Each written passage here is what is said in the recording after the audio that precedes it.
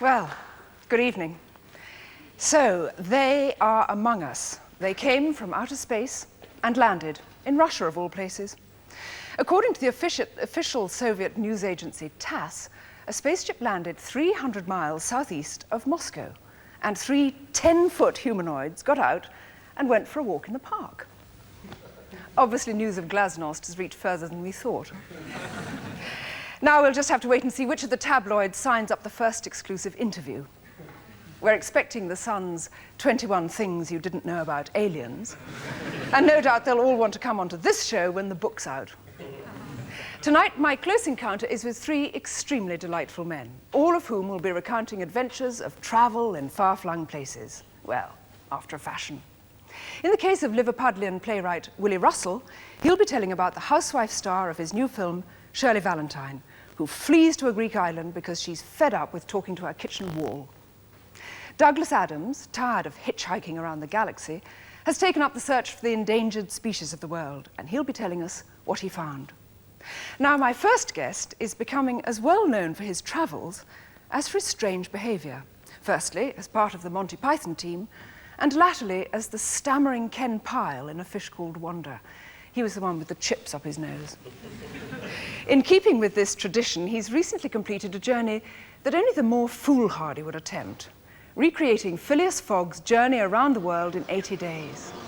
It's exhilarating and unfamiliar, especially in the bird market. A long street, proffering feathered friends for all your needs. For singing, eating, fighting, or just a chat. Hello. Hello. I've been in a sketch with you once. Yes, I have. Do you know John Cleese? John Cleese used to thump you up and down on the side of the counter. I think I'm mad, quite right. Please welcome Michael Palin.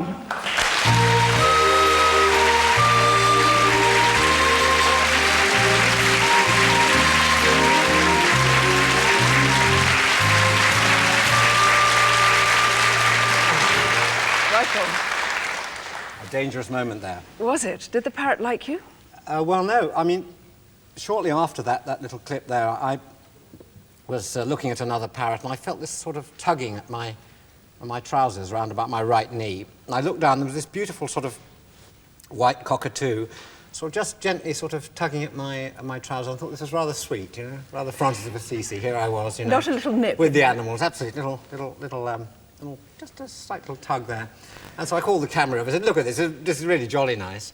And as the camera came in, I realised it wasn't going to let go, and it actually was going for my kneecap, this bird, and had a very strong beak indeed. So after a bit, it was just trying to pull the damn thing off, you know. So they are extremely strong, and if I'd been wearing short trousers, God knows what might have happened. The famous parrot sketch. Yes. Did Graham Chapman write that? Graham co-wrote it with John. Yeah. Yes. I have a feeling, it may be wrong, John will correct me on this, but I think it was Graham, it was sort of typical idea of Graham's that it should be a parrot that someone brought back to a shop. I mean, it could have been anything, a used car or sort of, you know, a Kenwood mixer, sorry, a mixer. Not from Kenwood, oh, I've said it again.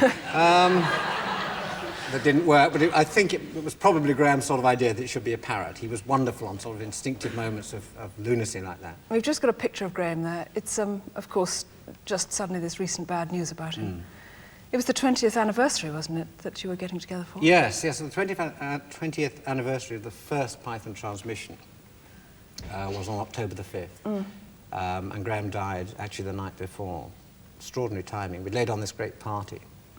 Terry said it makes Graham the greatest party pooper of all time, which is something I think Graham would have enjoyed, because he was not a man of much truck with the sort of the sentimental side of death and all that.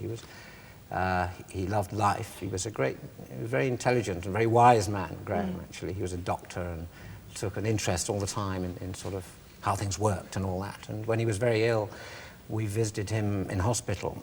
And he would explain, you know, very clearly, with great articulation and great humour, and some dignity, what was happening to him. Well, that pipe leads in there. I'm not quite sure where it goes. I think it comes out here. And he was absolutely terrific. And, I mean, for someone to go through what he did in the last year of his life, which was some extraordinary, nasty operations, and to retain that humour and that sense of life was absolutely terrific. And I think we all sort of, the petty differences we might have had in the past in Python were just forgotten. And it was really good that we all saw him and we all got together, you know, even though it was the last year of his life. And it's rather nice for the people who don't know him, the public, that he'll be remembered with love and with laughter. Yes, oh yes, I hope so. He was a very silly man and made me laugh an awful lot. And very silly man indeed. And I will remember him fondly, very fondly for that. One of the earlier very silly men was Phileas Fogg. Well, was he silly? He went round the world in 80 days. Phileas Fogg was very boring. I found this. The BBC said, would you like to retrace the steps of Phileas Fogg around the world? I said, well, jolly nice. They obviously wanted to get rid of me, get me as far away from England as possible. So I went back and read the book Around the World in 80 Days, and Fogg comes out as this real bore. So I sort of worried, why typecasting again. He was a very typical Englishman, and the book was written by Jules Verne, and it was a real send-up of the typical Englishman, who really did nothing else but play cards and go to his club all day long. And he had this bearer, Passepartout, this sort of servant, whom he took along to sort of see the sights. I mean, the idea of Phileas Fogg actually going around doing the tourist bit was out of the question, because that sort of Englishman sent someone to do that for them.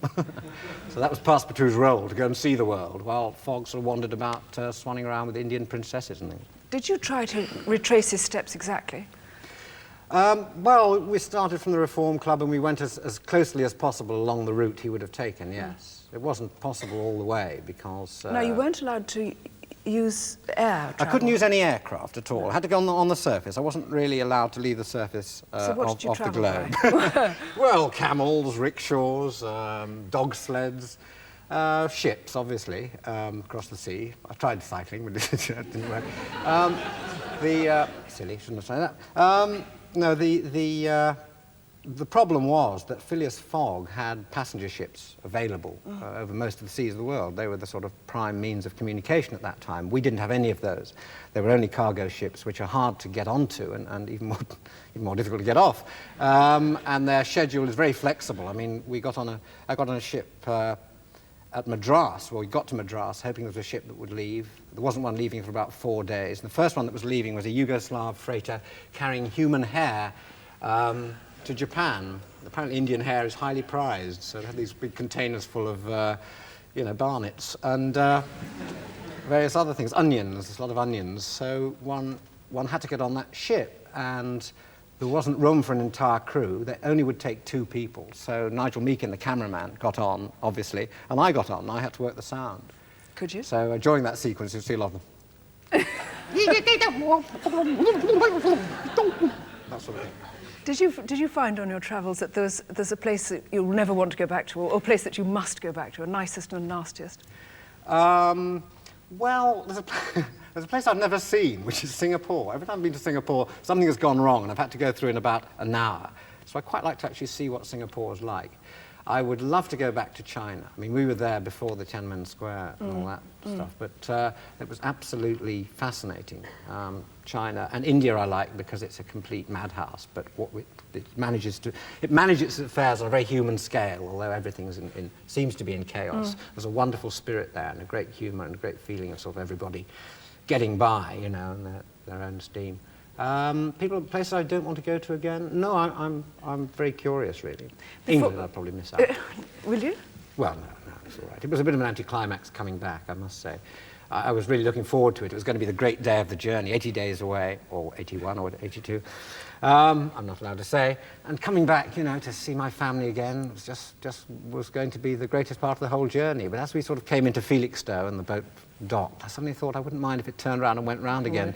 I wasn't ready for England, and it was just before Christmas, and it was Christmas shopping, and everyone was bashing each other over the head with parcels, and there was real hate in the air, as only Christmas can engender, really. We tried to make our way through London to the Reform Club, you know, and sort of all these people, oh, get out of the way, you know. And no one wants to know you if you've been around the world. You are the absolute bore of all time, you know, conversation killer. Before I ask you about the food and any problems like that, we've got a clip here, and I want you to tell me exactly what's going on in this rather strange piece of filming. Yeah.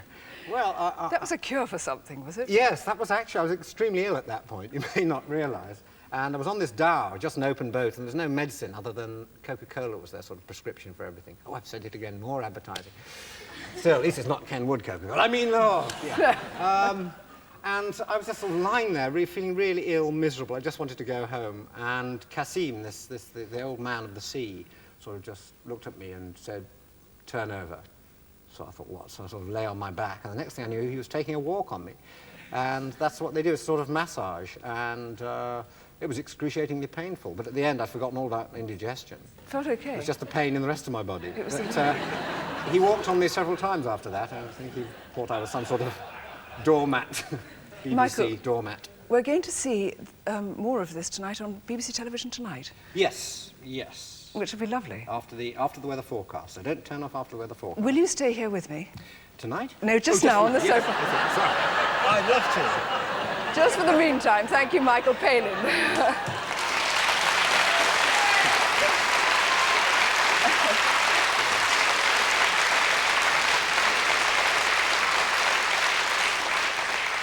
My next guest has been telling stories of weird and wonderful creatures for many years now. Remember the two-headed alien, Zaphod Beetlebrox, and eccentric Galumbits from his Hitchhiker's Guide to the Galaxy? I'm saying that all wrong, Douglas. Well, recently, he's been in search of the real thing, looking for bizarre and endangered species here on Earth. Welcome, Douglas Adams.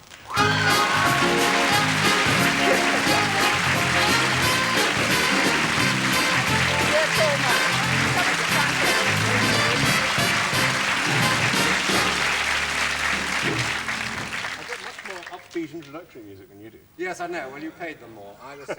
This is what I was paid by the BBC. Douglas, we're talking about travel tonight. What's the worst journey you've ever done? Oh, boy. I think it was getting out of China. It's funny, actually. I was thinking, when Michael was saying that he had been in Tiananmen Square before all that happened. I was also, I mean, maybe there on the same day. I wasn't there. I never got as far as Tiananmen Square. Shanghai I went to, but... Well, Tiananmen Square was extraordinary because after all that happened, I went back to my notes and looked up, you know, what did I remember about Tiananmen Square? And it was terrible because it was saying, you know, what a wonderful, sort of beautiful, peaceful place it was, and in the evening there'll be families out there with their children, and it was absolutely, I mean, there's nothing like it in England. I mean, you know, Trafalgar Square, all that kind of thing, you know, sort of horrible, sordid places, and this is absolutely beautiful, and it's vast. Yes. And, sorry, I'm not answering your question. No, Never mind. It is absolutely vast. And at one end, there is the Tiananmen Gate, which is, I think it was built in the time of the Ming Dynasty, and it used to be where the you know, imperial proclamations were made from. And whenever you've seen military parades in China, I mean, that's where the rulers would stand to watch the military parades go by. And there is this sound system that covers the whole square, which, as I say, is vast, and all the streets around it. And you can go up on the gate, and on top of the gate there are various sort of meeting rooms where all sorts of important points of Chinese political history have occurred. And you can go and stand on the spot, and there are little photographs around a little exhibition of the place where on October the 1st, 1949, Chairman Mao proclaimed the founding of the People's Republic of China. And you go and stand there, and the sound system's on, and whilst you're looking at it, you're hearing Viva España and the theme from Hawaii 5-0. Yeah. And you think, guys, there's something that's not working here. I mean, the trouble was, I mean, at the time of the Cultural Revolution, they actually set out to eradicate their own culture. Of course, that left a void, which instantly sort of McDonald's and Michael Jackson and so on sort of flood in to fill. Anyway, to go back to your question, I think we were in a city called Wuhan, which is the 5th biggest city in China, and we had to get to Hong Kong that night. Because as you probably remember, Michael, I mean, if you've got a hotel reservation in Hong Kong, you cannot miss it, because you won't get another one for 6 months. And otherwise we were going to be out on the streets somewhere. And it's terrible travelling in China. It's absolute nightmare. And we managed to get to Canton too late, and there was no train going anymore. There was a hydrofoil, but that wasn't working, and there were no boats or anything. And in the end, we had to get a taxi to take us 200 miles to the border. And this is a terrible, ropey old taxi. And Westerners are not allowed to drive in China, but for a very, very good reason, which is that they obviously do it by telepathy. You've no idea how they do it. You always have these great phalanxes of cyclists that are rather like a sort of brigade of guards, because they sort of do this kind of thing, sort of through each other, and you've no idea how they do it. And there are usually trucks and lorries going through them as well at the same time. So you just sort of sit there like that, praying. And 200 miles of this through incredibly rough, terrible roads, and it was at night, and you never quite... I still don't know which side of the road they're meant to drive on. You should go by taxi across Egypt, mate. You should go by taxi across Egypt. Oh. And you get to the border. Sorry, did you want to say something? Yeah, I was just going to say, this is all a very sort of high-powered people kind of journey, but you were in search of little, small, shy, endangered species. So how did you get out of, having got out of this clamour in China, what did you find? Did you find little shy... In China, we went to look for the Yangtze River dolphin. Yeah. Now, the Yangtze River dolphin is actually, I mean, the Chinese will try and tell you now, quite right, is actually a more endangered animal than the panda, which, of course, is the world symbol for endangered species. And it lives in one stretch of the Yangtze River, which is about 400 kilometres long, and about 200 of them left. And they're almost blind because there's actually nothing to see in the Yangtze River. Oh, it's muddy or thick. Yes, I mean, you can see about that far, and there's nothing else to see. So they find their way around by echolocation. And they communicate with each other by sound. And unfortunately, the Yangtze is a fantastically noisy river. I mean, it's like the M25. I mean, no, it isn't like the M25 because there's things moving on it. And I mean, you get these great sort of diesel-powered junks going up and down, huge, great throbbing engines on the back. And you think, well, how on earth are the dolphins managing to find their way around? And the answer is they're largely not. They're continually getting mangled in ships' propellers. So we thought we wanted to record, actually, what it sounded like in the Yangtze River. You know, what were the dolphins having to contend with? And we found ourselves in the middle of China, of course, without a waterproof microphone, because we hadn't thought to bring one with us. Fools. Always take a waterproof microphone. So our sound engineer said, well, there is a standard BBC technique for waterproofing a microphone in an emergency. Let's try it, shall we? No, sorry. Which is you put it in a condom. Now, what do you put in the condom, Douglas? the microphone. Oh, the microphone. And I'm not hosting this. foolishly, none of us had thought to bring condoms with us to China.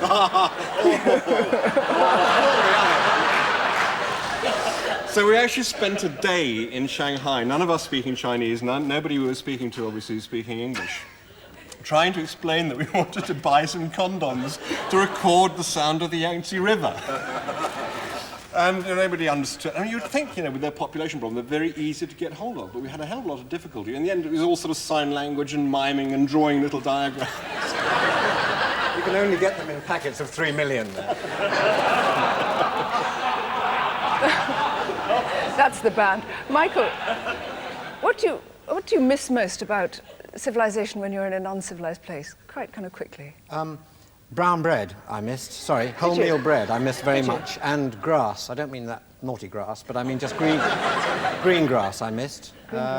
Simple things like that, really. But I don't mind being out of civilization. I think civilization's got a lot of problems and a lot to answer for. What did you miss? What was your yearning for? I'm afraid I have to say something terrible.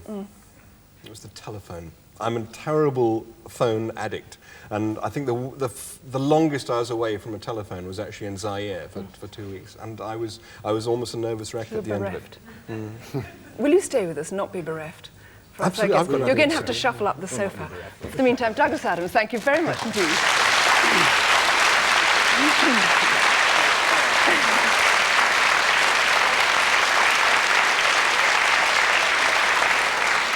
Douglas and Michael are going to sit on the sofa and just shift up. Now, my final guest is one of the British... They're just shifting in front of the screen, because that's nice. One of the British theatre's most popular and most performed playwrights. He was the one who educated Rita, and now he's doing the same for a lady called Shirley Valentine. Fed up with always putting the tea on the table at 6 and having her most meaningful conversations with the wall, she heads for a Greek island where life is far from mundane. Let's meet the creator of Rita and Shirley, Liverpool's own Willy Russell.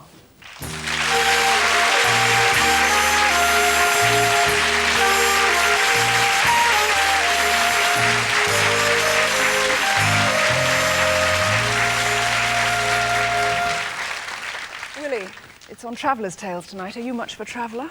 Well, I feel really bogus listening to these two because I've not been anywhere, really. One of the things that's in Shirley Valentine, I cribbed from my own background. When I was at school and I received my final report, the headmaster had written on the bottom of it, you know, the way they summarise your life. And he'd written on the bottom, William will not go far in life. This is perhaps just as well, for given his understanding of geography, he'd probably get lost. And I took that to heart. And in fact, I was just thinking about it. I'd never even travelled to London until I was about 19 years of age. But you went to Greece because you wrote about it in Shirley Valentine, didn't you? I did. I went to Greece with the British Council about 5 years ago. I did a reading tour in Greece. And I spent some time in Athens and then went up to Salonika in March when it was completely empty and very, very beautiful, very sort of early spring. And I think it was making that trip that finally informed Shirley Valentine. I mean, I didn't walk along thinking I'm going to write or set a play here. But you liked it so much, it sort of stuck as a paradise place to go to, perhaps. Well, it did. I mean, there was just something... I mean, I'd never, ever been to Greece before, and there was just something enriching about the whole experience of being in Greece, and it just had to be Greece that Shirley went to. What do you think of British travellers abroad? Are they shaming, or... You wrote, in the film, we've got some pretty marvellous examples of the British abroad. I know. But it's true, I know you probably feel that was harsh, but I think we've all met some of them. Well, when I'm abroad, I always pretend to be French or Lithuanian or anything. But, you know, it's not only the British, is it? I mean, No. all nationalities have their people who will behave appallingly abroad, and I've seen appalling behaviour from all sorts of people. Oh, no. Maybe they should form their own nation. Tell me about Shirley Valentine. What sort of woman is she? I'm asking that, viewers, because in actual fact, I know what sort of woman she is, because I was in the film too. Indeed, and you're marvellous in the film, Yeah, so you know totally. her. Well, what sort of woman? Well, she's a woman who has dedicated her entire life to the bringing up of her children and to the running of a house, doing probably what is the most hard job of all. And yet she's got a great spirit which has never, ever been dampened. It's just that nobody has bothered to listen to her for the last 15 years. People have started to take her for granted. So the whole of her energy and the whole of her observation on life is directed to the kitchen wall. Well, we've got a lovely clip showing exactly that coming up just now. Shirley talking to her kitchen wall. It's nearly 6 o'clock. Get on with getting me tea. Oh, my God, 6 o'clock and his tea isn't ready. Will the government collapse? Does this mean the end of civilization as we know it? I always have me tea at 6 o'clock. So just think how exciting it'd be if for once you had it at 6:15. Just make the headlines. World exclusive. Joe eats late. I think you're going round the bend. Oh, I do hope so. I've always wanted to travel.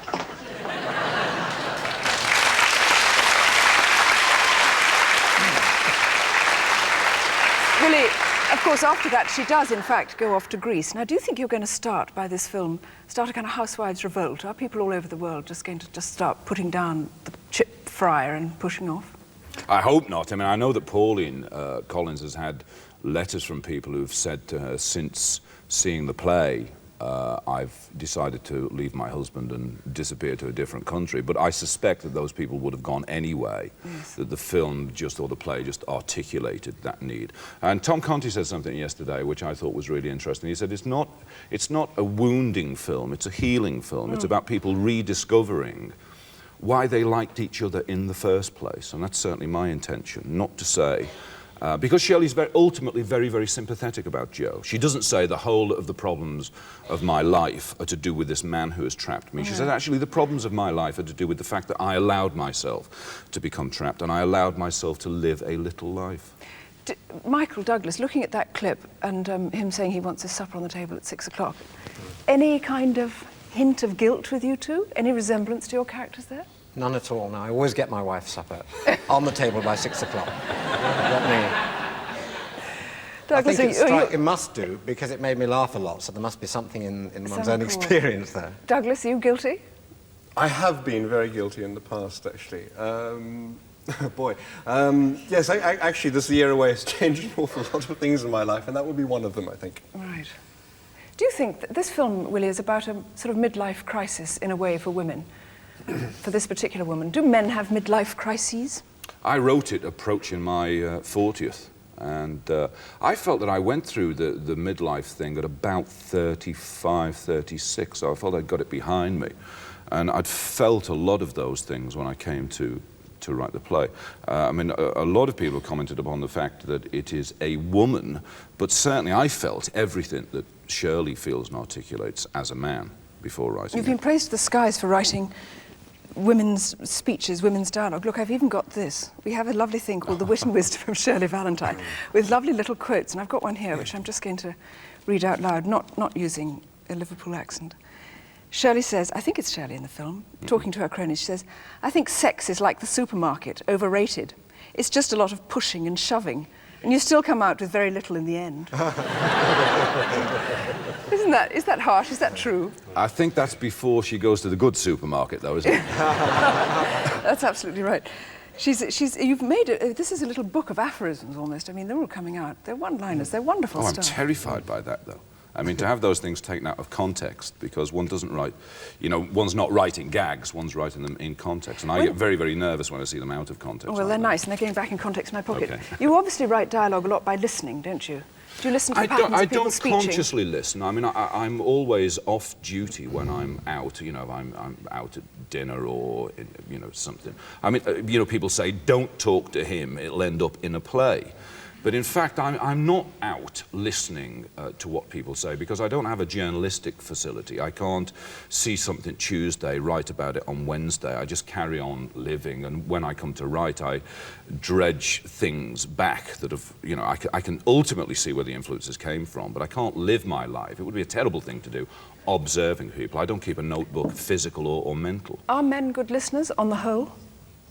Shirley Valentine says that men always end up talking about what they want to talk about and women just sit there nodding. It's funny, do you notice that thing if you're at a party or something, and the women will go off in a corner and suddenly have a very, very heated, animated conversation, and no man ever knows what it is they're talking about. Yes. And you will never know, because the moment you're there, they won't be talking about it anymore. It's one of these sort of complete... It's a logical impossibility ever to know what it is that women talk about. It evaporates. And you always feel terribly left out. You know, you and the other men sort of sit in the corner and sort of talk about computers or whatever, but you're actually more interested to know what they're talking about, and you can't get near them. But that's because men will talk about computers or hobbies or sports. You put a disparate group of women, never met before, from different backgrounds, different classes, even different races, and they have a common language that touches upon emotions, fears, hopes, desires. Men are denied that. I don't say that men don't want that, because I think they do, but I think men are encouraged from a very, very early age to not operate at that level. Yeah. Just men sitting and talking, I needn't be here. Absolutely fantastic. We'll all listen now. Yeah. Willy, where did you get the name Shirley Valentine? Did you make it up? No, I didn't. When I was at school, there were, I remember, 3 girls in my class each called Shirley. They all sat together: Shirley Brown, Shirley Smith, and Shirley Valentine. And when I was writing the play, I'd called the character Shirley, not because of that, just because it seemed the right name. And then I had to name her, I had to come up with a second name. And I called her Shirley Smith, and my wife Annie said, that is ridiculous. You can't call a character Shirley Smith. So I said, well, I'll pick the next one down, Shirley Valentine. So that's what it was. I looted Shirley Valentine's name. Shirley Valentine herself is not remotely like this character I have to Well, now, Willy Russell, Sorry. just before we go, we've got a surprise for you. You see, you didn't just snatch the name out of the air, you made it up. It wasn't just a make-up name, it's a real person. It was a girl at school. And she's here with us tonight. We've raced her all the way from Liverpool. Welcome to the real Shirley Valentine.